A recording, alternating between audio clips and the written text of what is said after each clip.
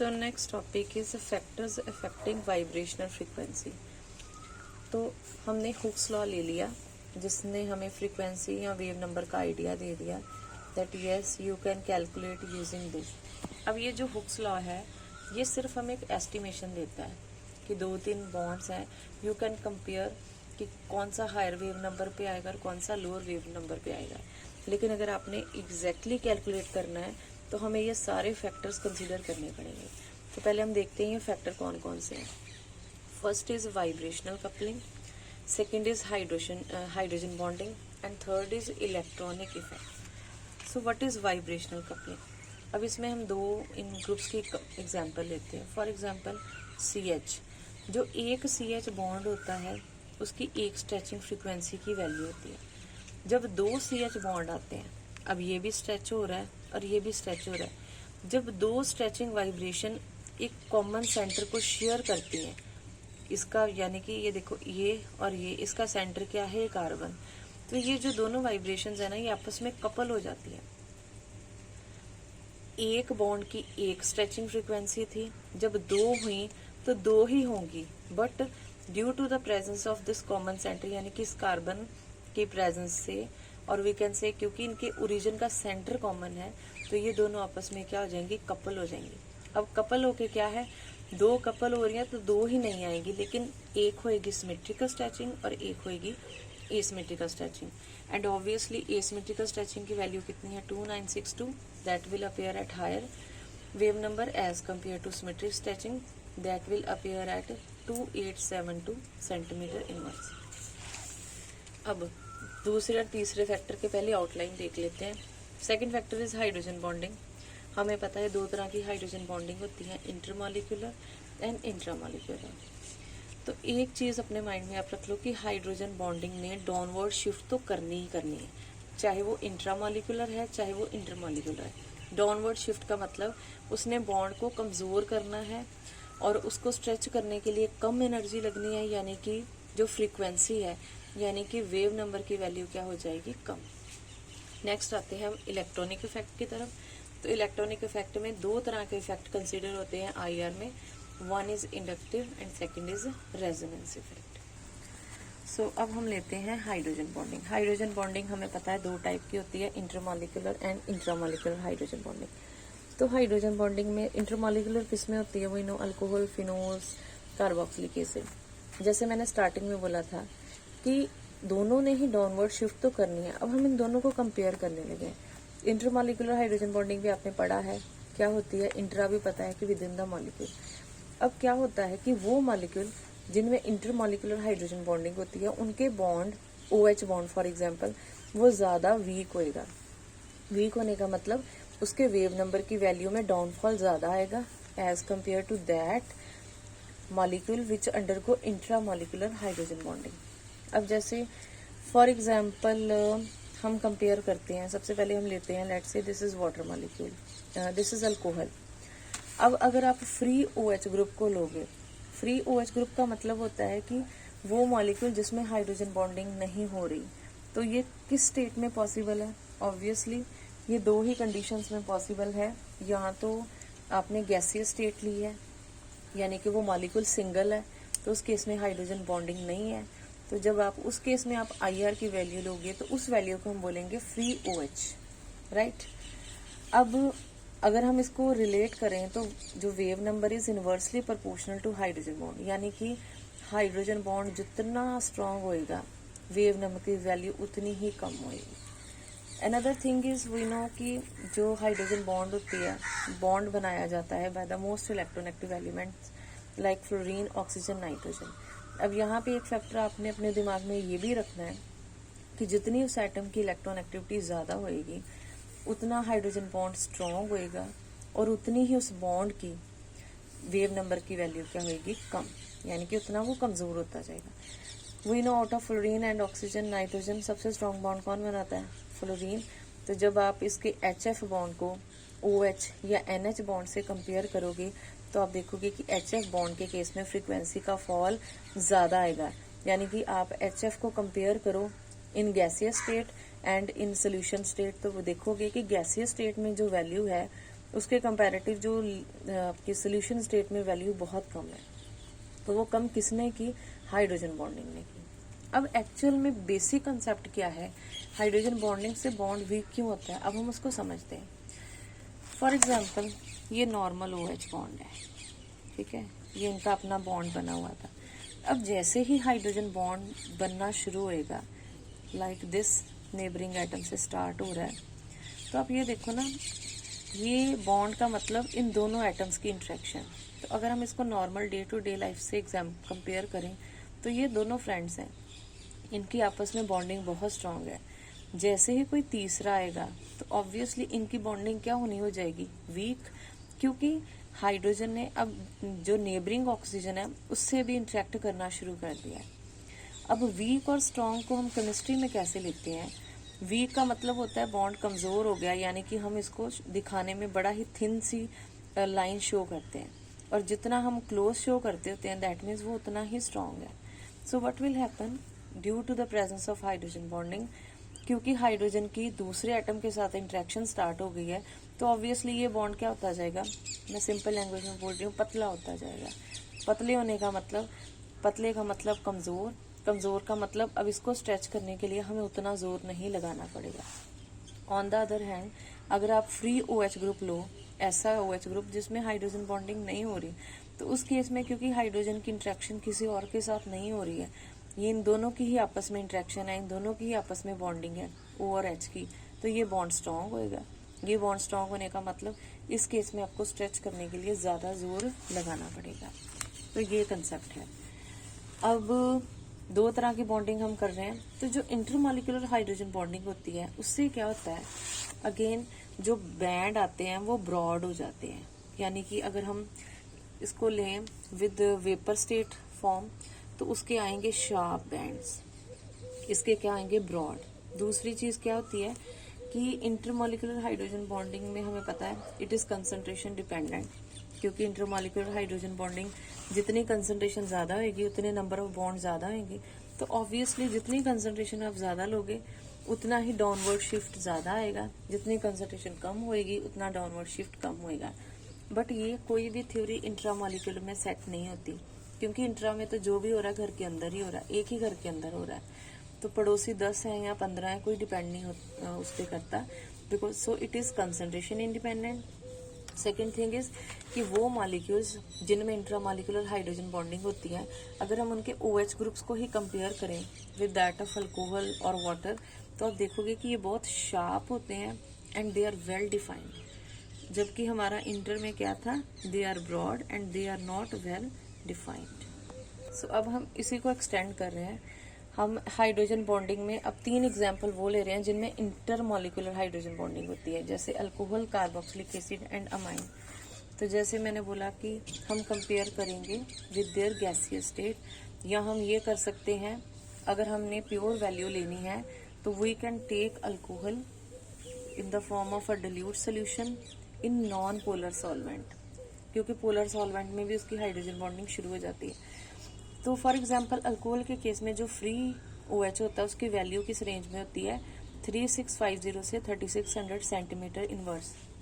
But जैसे ही आप alcohol को डाल दो किसी पोलर सॉल्वेंट में और डाइल्यूट की जगह कंसंट्रेटेड सोल्यूशन ले लो, तो ये वैल्यू कहाँ पे फॉल हो जाती है, in the range of 3400 to 3200 centimetre inverse. अगर आप इन दोनों वैल्यूज को माइनस करोगे तो ये कितना आएगा, यानी कि डाउनवर्ड शिफ्ट कितना का आया, 300 सेंटीमीटर इनवर्स का।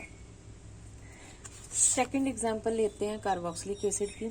अगर कार्बोक्सिलिक एसिड को आपने गैसियस स्टेट में लिया है, अब कार्बोक्सिलिक एसिड में 2 चीजें होती हैं, RC double bond O and OH। तो जब हम कार्बोक्सिलिक एसिड की बात करेंगे तो हम 2 बॉन्ड्स की बात करते हैं, कार्बोनाइल बॉन्ड की और OH बॉन्ड की। तो जो कार्बोनाइल बॉन्ड होता है फ्री में वो कितना होता है, उसकी वैल्यू कितनी होती है, 1760। बट जैसे ही उसकी कंसंट्रेशन चेंज की आपने, यानी कि इसमें हाइड्रोजन बॉन्डिंग शुरू हो जाएगी, तो वैल्यू कितनी हो जाती है, 1710। और OH की स्टोरी सेम है, 3600 से 3400। नेक्स्ट आते हैं हम अमाइंस की तरफ। जो फ्री अमाइंस होती हैं जिनमें हाइड्रोजन बॉन्डिंग नहीं होती, उनमें NH की वैल्यू की वाइब्रेशन फ्रीक्वेंसी कितनी होती है, I mean, अगर आप वेव नंबर की बात कर रहे हो तो IR में it appears at 3500 centimetre inverse, और जैसे ही हाइड्रोजन बॉन्डिंग शुरू हो जाती है तो it comes out to be 3300। अब देखो यहाँ पे डिफरेंस कितना आ रहा है 200, और जब हमने अल्कोहल का लिया था तो डिफरेंस कितना था 300। नाउ वाई हियर 300 और यहाँ पे 200? Because oxygen is more electronegative, जो जितना इलेक्ट्रोनेगेटिव उसकी उतनी हाइड्रोजन बॉन्डिंग स्ट्रॉन्ग, उसमें उतना ही डाउनवर्ड शिफ्ट ज्यादा है। सो इसीलिए यहाँ पे 200 है और यहाँ पे क्या है 300। अब इंट्रा में एक एग्जाम्पल आती है that we will do from here. So ये है जी conformations of ethylene glycol. This is anti and this is gauche. अब देखो एंटी में कौन सी बॉन्डिंग हो रही है, अगर हम देखें इंट्रा तो नहीं हो रही ना। अब यहाँ पे आप देखो गॉचे में कौन सी हो रही है, this is intramolecular hydrogen bonding. अब पहले हम इसके स्टीरिक एस्पेक्ट की बात कर रहे हैं। स्टीरिक हिंड्रेंस कौन सी कन्फर्मेशन में ज्यादा है, गॉचे में, क्योंकि दोनों OH ग्रुप पास में आ गए। बट स्टिल अगर आप इसका IR स्पेक्ट्रम लोगे तो यू विल सी कि वो वैल्यूज जो रिप्रेजेंट करती हैं गॉचे कन्फर्मेशन को, दे आर मोर इंटेंस। या मैं इसको सिंप्लीफाइड लैंग्वेज में देखूं तो मैं ये कहूंगी कि हमें लगता है कि anti conformation should be more stable, लेकिन जब हम IR लेते हैं तो उसमें गॉचे की पीक्स ज्यादा आती हैं। देखो पीक्स दोनों की आएंगी क्योंकि ये कन्फर्मेशन है, रोटेशन होती रहती है, लेकिन आपको ये एरो भी शो कर रहा है कि ये एरो लॉन्ग है, ये शॉर्ट है। इसका मतलब मॉलिक्यूल ज्यादातर किस स्टेट में रहता है, इन गॉचे रेदर देन एंटी। क्यों? क्योंकि ये जो गॉचे फॉर्म है इसको कौन स्टेबल कर रहा है, ये जो कीलेट रिंग बन रही है। ये कीलेट रिंग कैसे बन रही है, due to the presence of this intramolecular hydrogen bond. So ये था फैक्टर हमारा सेकंड, हाइड्रोजन बॉन्डिंग। अब हम आते हैं next factor that is electronic effect. So next factor is electronic effect. Electronic effect में आपने दो चीजें याद रखनी है कि ये मेनली किसके लिए हम कंसिडर करते हैं, C double bond O and C double bond C के लिए। दो तरह के इफेक्ट्स हैं जी, इंडक्टिव एंड रेजोनेंस। इंडक्टिव में भी हमें पता है दो होते हैं, plus I and minus I, plus inductive effect and minus inductive effect. अब याद कैसे रखना है, जो प्लस इंडक्टिव इफेक्ट होएगा वो वेव नंबर की वैल्यू को कम करेगा, जो माइनस इंडक्टिव इफेक्ट होएगा वो वेव नंबर की वैल्यू को ज्यादा करेगा if we are talking about new carbonyl. Example अभी हम देखते हैं। और रेजोनेंस इफेक्ट में हम किस चीज को कंसीडर करेंगे, कॉन्जुगेशन को। तो पहले हम ये दो तरह के एग्जाम्पल लेते हैं, फॉर्मेल्डिहाइड, एसीटल्डिहाइड एंड एसीटोन। तीनों में क्या डिफरेंस है कि यहाँ पे नंबर ऑफ ग्रुप्स जो कि प्लस आई इफेक्ट करते हैं वो इंक्रीज होते जा रहे हैं। अब ये जो नीचे वैल्यूज दी हुई हैं ये किसकी हैं, ये न्यू कार्बोनाइल की है। पहली वैल्यू कितनी है 1740, फिर कितनी हो गई 1725, फिर कितनी हो गई 1715। तो जैसे जैसे वो ग्रुप्स आ रहे हैं जिनका प्लस आई इफेक्ट है, कार्बोनाइल की वैल्यू, स्ट्रेचिंग फ्रीक्वेंसी, वाइब्रेशन की वैल्यू कम होती जाती है। अब कम होती जाती है वो तो नजर आ रहा है, पर क्यों होती जाती है अब हम वो करते हैं। For example C double bond O hydrogen, this is formaldehyde. यहाँ पे कोई भी इलेक्ट्रॉन रिलीजिंग ग्रुप नहीं है, तो बड़े आराम से कार्बन और ऑक्सीजन दो हाथ पकड़ के बैठे हुए हैं एक दूसरे का, यानी कि यहाँ पे ये बॉन्ड बहुत स्ट्रांग है। और यहाँ पे इसकी वैल्यू कितनी है 1740 सेंटीमीटर इनवर्स। अब क्या हुआ, हाइड्रोजन को रिप्लेस कर दिया हमने with methyl group. Methyl group is electron releasing. Electron releasing का मतलब ये इलेक्ट्रॉन यहाँ पे कार्बन को देगा। इलेक्ट्रॉन देने का मतलब होता है, आपने पढ़ा होगा कितने सारे इफेक्ट्स होते हैं कि कार्बन कार्बन में क्या बनने के चांस आ जाते हैं, स्लाइटली डबल बॉन्ड करेक्टर। अब कार्बन की वैलेंसी है जी टोटल 4, अगर वो यहाँ पे थोड़ा सा बॉन्ड बनाना शुरू करेगा due to its plus I effect, तो ये बॉन्ड कमजोर होएगा, राइट। ये एग्जैक्टली 2 बॉन्ड ऑर्डर नहीं रहेगा, ये इससे कम हो जाएगा, ठीक है। इसका मतलब वैल्यू, ये वैल्यू किसकी है, ये और किसी की नहीं, ये इसी बॉन्ड की स्ट्रेंथ को रिप्रेजेंट करता है। तो जब इस कार्बन की किसी और के साथ बननी ज्यादा शुरू हो गई तो इसके साथ कम बननी शुरू हो गई। कम का मतलब बॉन्ड वीक हो गया और वैल्यू 1740 से कहाँ पे आ गई 1725। अब एक और फ्रेंड आ गया, यानी कि एक और मिथाइल ग्रुप अब और वीक होएगी, तो पहली कितनी थी 1725, जैसे ही दूसरा मिथाइल ग्रुप आया तो कितनी हो गई 1715। अब आप और भी देख सकते हो कि अगर हम ये आर ग्रुप को बढ़ाते जाएं, इसकी चेन लंबी कर दें, तो ये वैल्यू और कम होती जाएगी, क्योंकि वो जो ग्रुप है उसका प्लस का इफेक्ट और स्ट्रांग होएगा। तो यहाँ से प्रेशर ज़्यादा पड़ेगा तो ऑब्वियसली इस तरफ से बॉन्डिंग कम होएगी। अब इसका ऑपोजिट लेते हैं। ऑपोजिट में क्या है, ये एसीटोन है 1715। हमने इस मिथाइल ग्रुप के साथ एक ऐसा ग्रुप अटैच कर दिया विच इज इलेक्ट्रॉन विदड्रॉइंग। अब क्या है, नो डाउट इस केस में मिथाइल इसको इलेक्ट्रॉन डोनेट कर रहा था, लेकिन इस केस में ये जो Cl है इसने इस कार्बन के साथ बनानी शुरू कर दी, यानी कि इसके इलेक्ट्रॉन को अपनी तरफ खींचना शुरू कर दिया।